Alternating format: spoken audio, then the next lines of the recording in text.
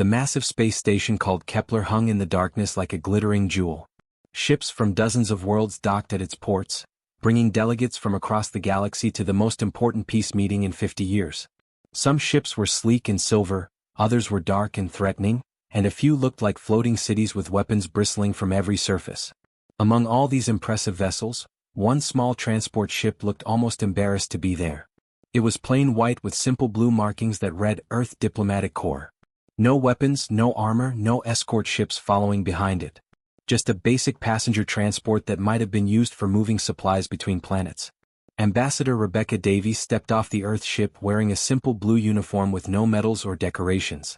She was a woman in her 40s with short brown hair and calm eyes that seemed to notice everything. Behind her walked 3 other humans, all dressed the same way, all looking like they might work in an office building rather than represent an entire planet. "Ma'am," said Thomas Mitchell, a young man carrying a simple briefcase, "the other delegations are staring at us." Rebecca looked around the docking bay. She could see why. The delegation from the hegemony had arrived with 50 soldiers in gleaming armor, each one carrying weapons that could probably blow holes in starship hulls. The consortium had brought what looked like a small army, complete with floating battle robots that scanned everything with red laser eyes. "Let them stare, Thomas," Rebecca said quietly. "We're here to talk, not to show off." A group of tall, lizard-like aliens walked past them. These were the Corvan Empire's representatives, and they were impossible to miss. Each one stood 8 feet tall with dark green scales and yellow eyes. Their leader, General Marcus Kane, wore black armor covered in spikes and carried a sword that glowed with some kind of energy field. "Look at the humans," one of the Corvans said in their hissing language, not bothering to keep his voice down. "They bring no warriors, no weapons. Are they so weak they have nothing to defend themselves with?"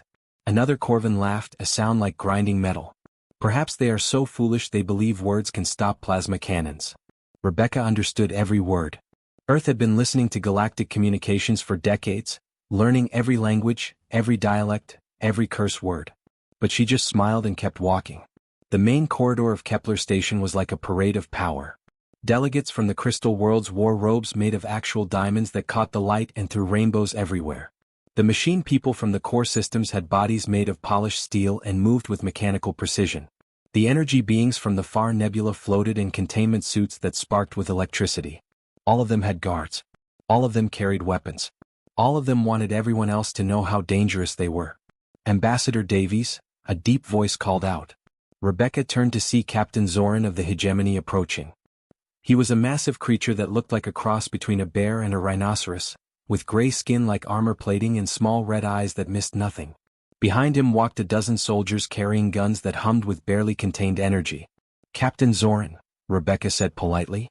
"How nice to see you again." "Yes, quite," Zoran said, though his tone suggested he found nothing nice about it. "I must ask, Ambassador, where is your military escort? Surely Earth has some warriors worth displaying? Some weapons that might command respect." Rebecca's aide, a woman named Linda Harper, shifted nervously.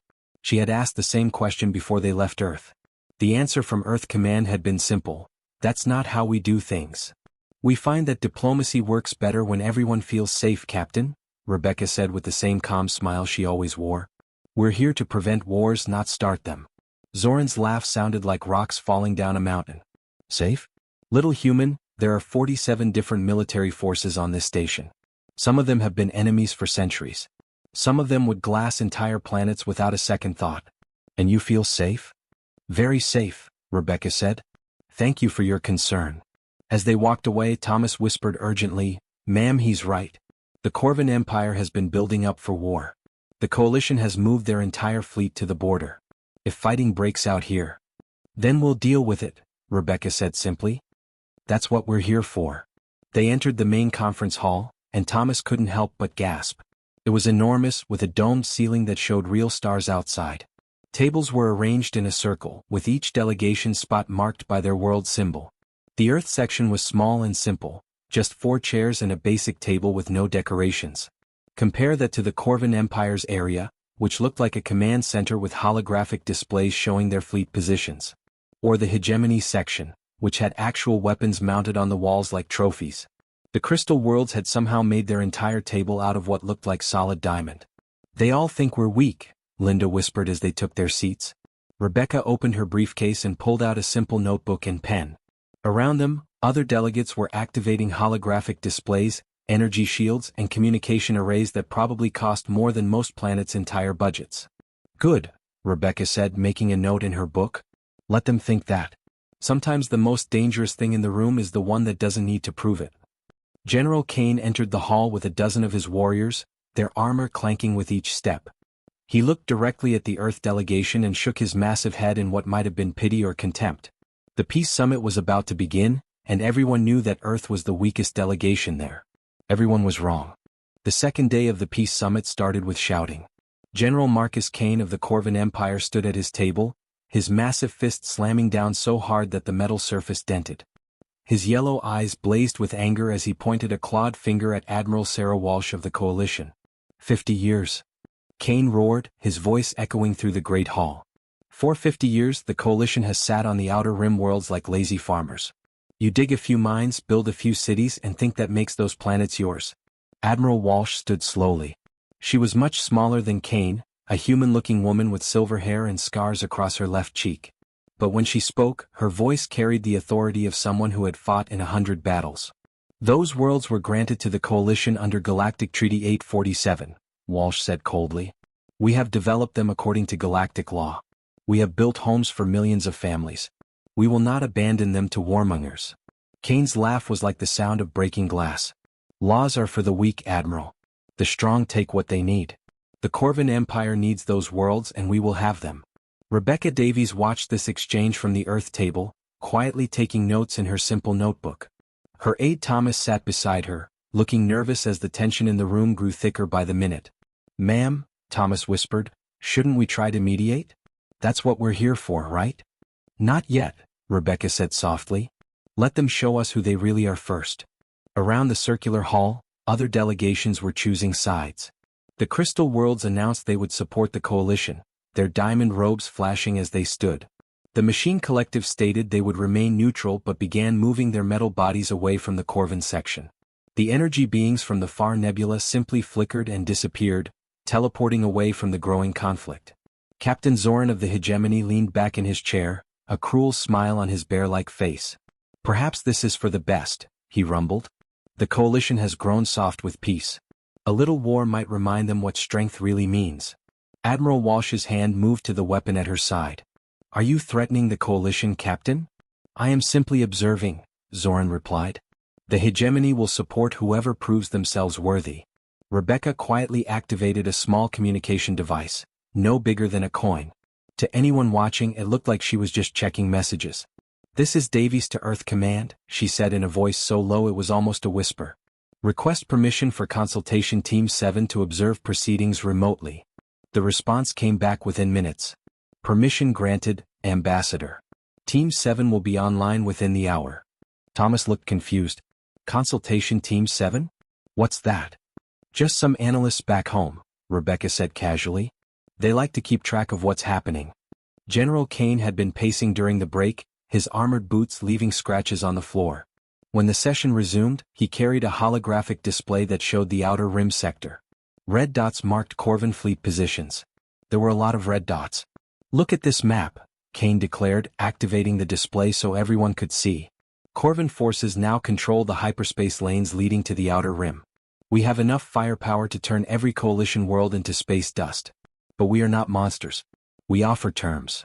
The hologram changed, showing detailed surrender conditions. The Coalition would abandon the outer rim worlds. They would pay tribute to the Corvan Empire for 10 years. They would hand over their military commanders for trial. Admiral Walsh stood up so fast her chair fell over. Never. The Coalition will never surrender to barbarians. Then the Coalition will die, Kane said simply. My fleets are already moving. In 6 hours they will reach Coalition space. In 12 hours your worlds will burn. The hall erupted in chaos. Delegates shouted at each other in dozens of languages. Security forces from different worlds began moving to protect their representatives. The energy beings reappeared just long enough to collect their belongings before vanishing again. Through all of this, the Earth delegation sat calmly.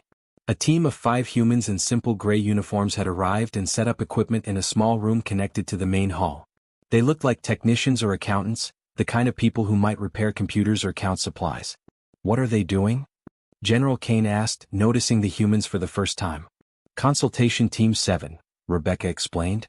They're here to observe and analyze the situation. We like to keep detailed records. Kane's expression twisted with disgust. Records? Analysis? While worlds prepare for war, you humans take notes like students in a classroom. We find information very useful, Rebecca said mildly. Knowledge is power, as they say. Power comes from weapons and the will to use them, Kane snarled. Your consultation team will have plenty to analyze when my fleets glass the coalition worlds. In the small side room, the humans were indeed taking notes. But their equipment was far more sophisticated than it appeared. Lieutenant Colonel David Hayes, wearing the same simple gray uniform as his team, watched as data flowed across his screens. Fleet positions, weapon configurations, shield frequencies, communication protocols. Everything was being recorded and analyzed. Ma'am, his communications officer said quietly, we're getting real-time data from the entire system. Every ship, every weapon, every defensive position. Hayes nodded. Good. Keep monitoring. Command wants a complete tactical picture. Back in the main hall, reports were coming in that confirmed Kane's threats. Corvan battle fleets were indeed moving toward coalition space. Other delegations began making quiet plans to evacuate the station. Admiral Walsh activated her own communication system. This is Admiral Walsh to Coalition Command. Corvan forces are en route. Begin full military mobilization. This is not a drill. Rebecca watched all of this with the same calm expression she had worn since arriving. As other delegates packed their belongings and prepared to flee, she remained seated, still taking notes. Ma'am, Thomas said urgently, maybe we should leave too. If shooting starts. We're not leaving, Rebecca said firmly. This is exactly why we're here. The peace summit was turning into a prelude to war, and Earth was still taking notes. The fourth day began with sirens.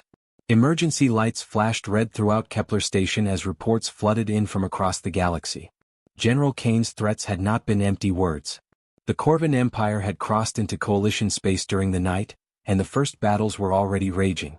In the great conference hall, chaos ruled. Delegates from dozens of worlds were packing their belongings and rushing toward their ships. The Crystal World's representatives were loading their diamond furniture onto floating platforms. The Machine Collective moved in perfect formation toward the docking bays, their metal feet clanking in unison. Even the mighty hegemony was preparing to leave. Only the Earth delegation remained seated at their simple table. Rebecca Davies continued writing in her notebook as if nothing had changed. Her aide Thomas looked around nervously at the emptying hall. Ma'am, shouldn't we be evacuating too? Thomas asked. If the fighting spreads here. We're staying, Rebecca said calmly. This is where we need to be. A Corvan officer burst into the hall, his armor scratched and his breathing heavy. He ran straight to General Kane and whispered something urgent in his ear. Kane's yellow eyes lit up with savage joy. Excellent news. Kane announced to the few delegates still present. The first coalition defense fleet has been destroyed. Admiral Walsh, your precious coalition is already bleeding. Admiral Walsh stood at her table, her face pale but determined.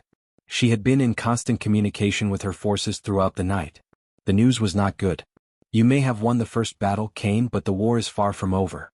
Coalition reinforcements are on their way. Kane laughed, the sound echoing through the nearly empty hall. Reinforcements?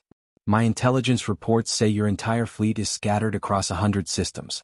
By the time they gather, the Outer Rim worlds will already be mine. The coalition will never surrender, Walsh said firmly. Every world, every ship, every soldier will fight to the last breath. Then they will all die, Kane replied. My offer of surrender expires in 1 hour. After that, I will show no mercy. Captain Zoran of the Hegemony was still present, though his soldiers were loading equipment onto their ships. He watched the exchange with obvious amusement. This is what happens when peace lovers face real warriors, he rumbled. The strong devour the weak. It has always been so. Rebecca looked up from her notebook. Interesting philosophy, Captain. Do you really believe that might makes right? Zoran's small red eyes focused on her. Little human, what else matters? In the end, only power determines who lives and who dies. Your coalition friends learned this too late. Perhaps, Rebecca said thoughtfully. But power comes in many forms. Kane overheard this and turned toward the Earth table with contempt. Forms of power? What would you know about power, human? Your entire delegation could fit in a closet. You bring no weapons, no warriors, no ships worth mentioning. You are insects pretending to sit with giants. Rebecca smiled her usual calm smile. You're absolutely right, General. We are quite small compared to your mighty empire. Something in her tone made Kane pause. There was no fear in her voice, no anger, no desperation. She sounded like someone discussing the weather. It was unsettling. Then why do you stay? Kane demanded. Why don't you run like the others? Because this is where we need to be, Rebecca repeated. She reached for her communication device. This is Ambassador Davies to Earth Command. The situation has escalated beyond diplomatic resolution. I am invoking Protocol 7. Thomas stared at her. Ma'am, what's Protocol 7? Before Rebecca could answer, her device crackled with a response from Earth. The voice was calm and professional, but there was something in it that made everyone in the hall turn to listen. Ambassador Davies, this is Earth Command. Confirm your request to invoke Protocol 7. Confirmed, Rebecca said clearly. I hereby officially revoke diplomatic immunity for this sector.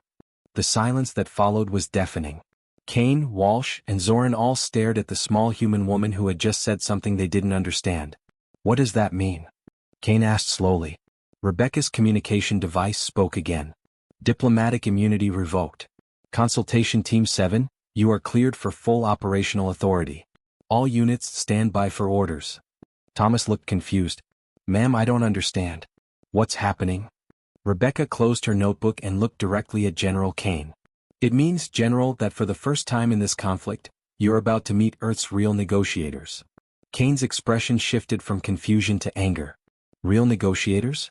What are you talking about, human? You see, Rebecca explained calmly, Earth has a very strict policy. Our military never operates in the same space as our diplomats. It's a security measure that has served us well for over 200 years. As long as diplomatic immunity is in effect, our forces remain hidden and inactive. Admiral Walsh leaned forward. Hidden? What forces? Rebecca's smile never wavered. Oh, they've been here the whole time, Admiral. Watching, listening, learning. My consultation team in the next room? They've been mapping every ship, every weapon, every tactical position in this system for days. Kane's face went dark green, the Corvin equivalent of turning pale. That's impossible. Our sensors would have detected any military presence. Would they? Rebecca asked. How carefully have you checked, General? In the small room next to the conference hall, Lieutenant Colonel David Hayes received the signal he had been waiting for. He turned to his team of analysts and technicians, his voice calm and professional.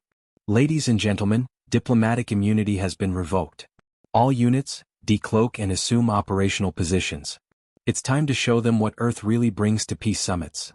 Kane was already calling his ship when the first reports came in. His communications officer's voice was filled with panic.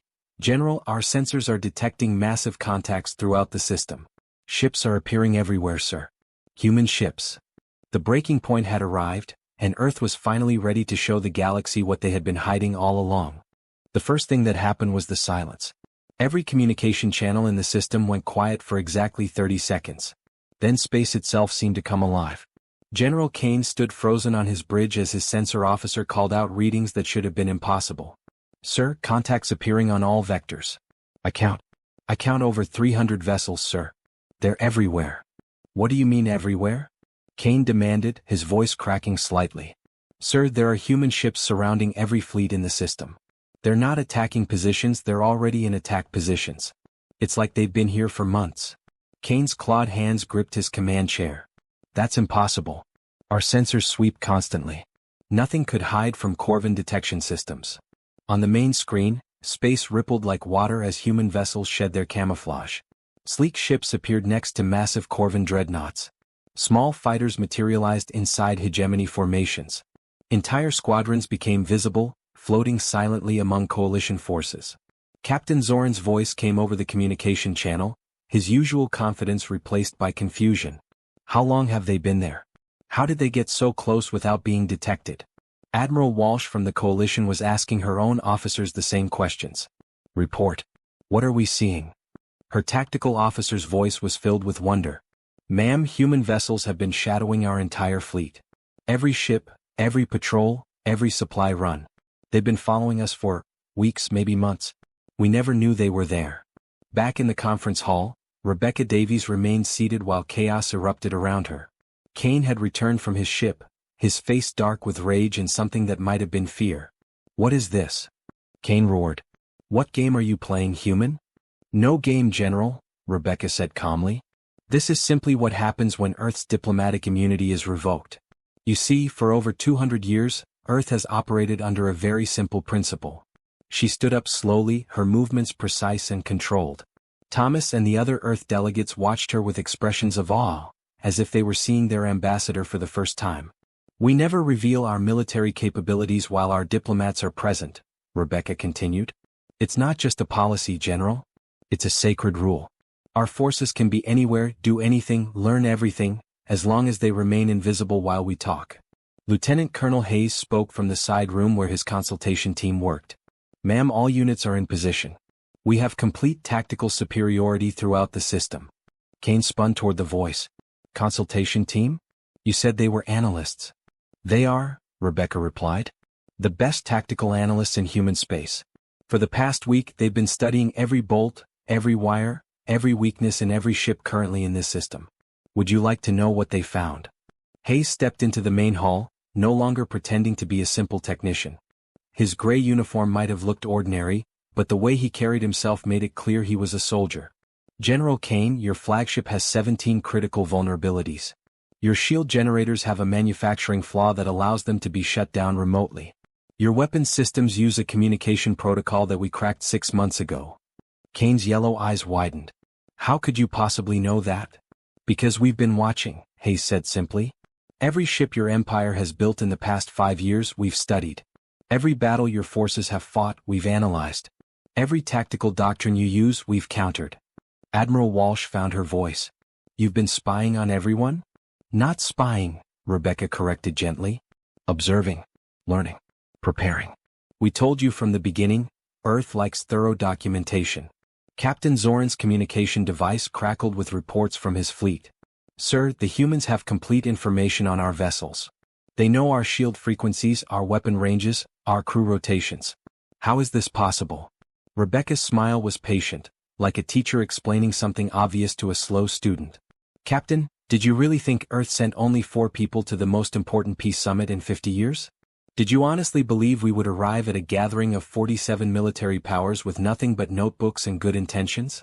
Hayes activated a holographic display that filled the center of the hall.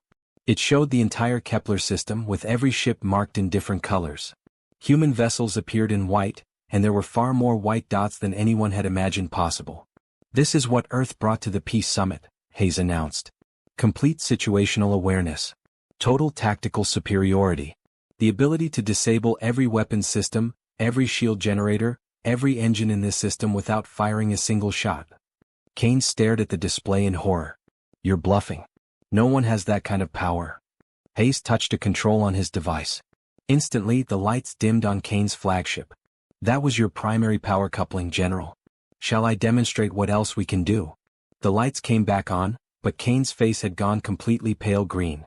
His communications officer was shouting panicked reports about systems failing and restarting throughout his fleet. Admiral Walsh looked around the hall with new understanding.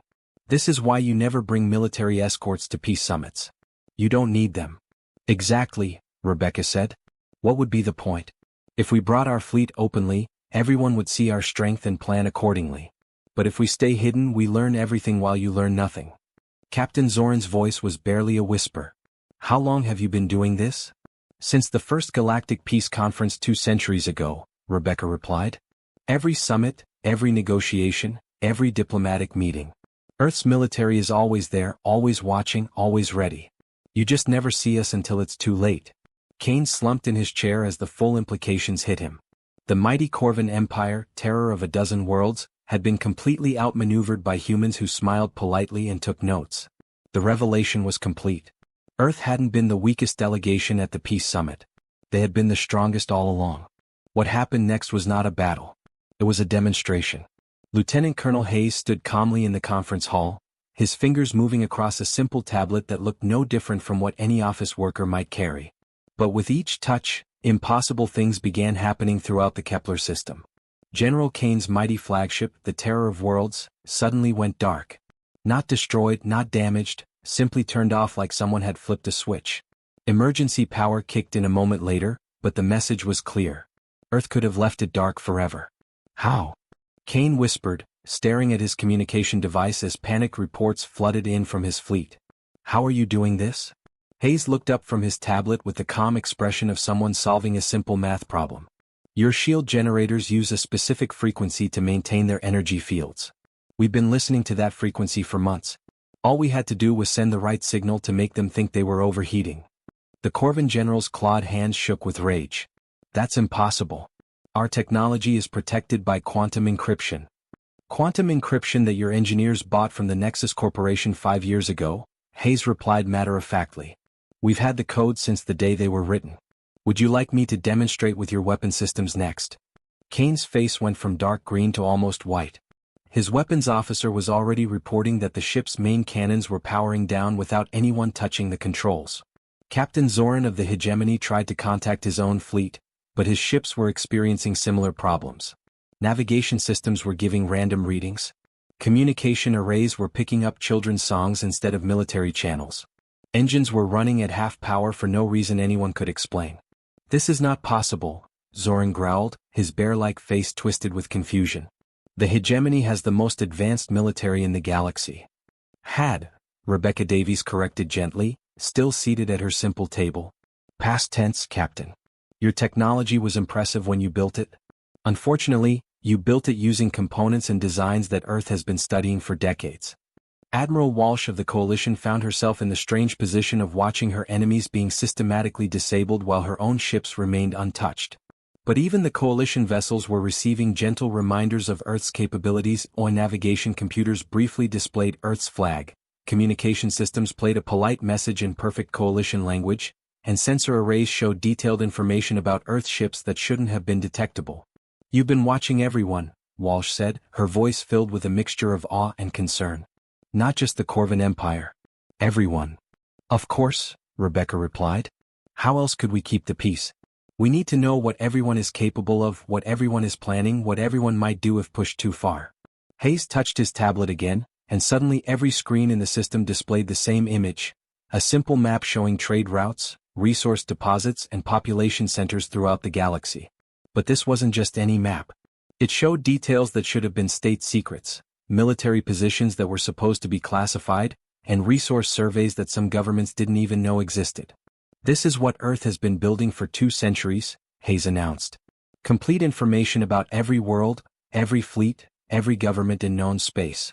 We know which planets need food, which systems are running out of fuel, which governments are about to fall, and which military forces are planning to attack their neighbors. Kane stared at the display in horror. His own empire's secret invasion plans were laid out in perfect detail, including backup strategies that only his highest-ranking officers should have known about. You've been inside our command networks, Kane said, his voice barely above a whisper. For how long? Since your empire first made contact with the galactic community, Rebecca answered. We've been watching, learning, documenting everything. Not to attack you, General, but to understand you. Captain Zoran's small red eyes blazed with fury. Understand us? You've been spying on us for decades. We prefer the term diplomatic intelligence gathering, Rebecca said with her usual calm smile. And it's not just spying, Captain. We've also been helping. Hayes brought up another display, this one showing recent galactic history. Pirates mysteriously disappearing before they could attack merchant ships. Plague outbreaks that ended faster than they should have. Natural disasters where rescue supplies appeared from nowhere. Wars that ended suddenly when key leaders had mysterious changes of heart. Every time the galaxy was threatened, Earth was there, Hayes explained. Pirates found their ships breaking down at convenient times. Diseases encountered medical supplies that somehow appeared in the right places. Warmongers received anonymous messages showing them exactly how badly they would lose if they continued fighting. Admiral Walsh leaned back in her chair as understanding dawned. The Sector 7 incident. When the plague ships were heading for our colonies and they just stopped. Their navigation systems developed temporary problems, Hayes confirmed. They had to return to port for repairs. By the time they were fixed, the plague had been contained. Kane's voice was hollow. The rebellion on Corvin Prime. Our enemies knew exactly where to strike, exactly which systems to disable. That was you. The rebellion succeeded because the people deserved freedom, Rebecca said firmly. We simply made sure that when they fought for it, they had a fair chance. The great hall fell silent as the implications sank in. Earth hadn't been the weak, helpless civilization that everyone had assumed. They had been the galaxy's hidden guardian, preventing wars, stopping disasters, and maintaining peace through invisible intervention. So what happens now? Admiral Walsh asked quietly. Rebecca stood up and closed her notebook. Now, General Kane, you return your fleets to Corvin space. The coalition keeps their worlds. Everyone goes home and thinks very carefully about starting wars they cannot possibly win. Kane looked around the hall at the other delegates, all of whom were staring at him with new understanding. The mighty Corvin Empire, terror of a dozen worlds, had been completely outmatched by humans who took notes and asked polite questions. And if I refuse? Kane asked, though his voice held no real defiance. Rebecca's smile was warm and patient. General, you've seen what we can do when we're being gentle. Do you really want to find out what happens when we're not? Kane's shoulders sagged in defeat. The most powerful military force in his part of the galaxy had been reduced to helplessness by opponents who had never fired a shot. His dreams of conquest crumbled like dust. The Corvin Empire withdraws its claims to the Outer Rim worlds, Kane said slowly, each word seeming to cause him physical pain. Hayes touched his tablet one final time, and throughout the system human ships began to fade from view once again. But now everyone knew they were there, watching, waiting, ready to act if the peace was threatened. Ladies and gentlemen, Rebecca announced to the nearly empty conference hall, I believe this concludes our business here. The Peace Summit has been a complete success. As the delegates began to file out, Thomas approached his ambassador with obvious awe. Ma'am, I have to ask, how long have you known about all this? Rebecca looked at him with the same patient smile she had worn throughout the entire crisis. Thomas, did you really think they would send someone to represent Earth at the most important peace summit in 50 years without telling them what Earth was really capable of? The young aide thought about this for a moment, then nodded slowly. I guess that would be pretty foolish. Yes, Rebecca agreed, picking up her simple briefcase. It would be. As Earth's delegation prepared to return to their unremarkable transport ship, the galaxy settled into a new understanding. The humans who smiled politely and took careful notes weren't the weakest civilization in known space. They were the strongest, and they had been protecting everyone else all along. The real reason Earth never brought their military to peace summits was simple. They didn't need to. Their military was already everywhere, had always been everywhere, and would continue to be everywhere as long as there were wars to prevent and peace to maintain. The galaxy was safer than it had ever been, watched over by guardians who preferred to remain invisible until the moment they were needed most. And in a small transport ship heading back to Earth, Ambassador Rebecca Davies opened her notebook and began writing her report on another successful diplomatic mission.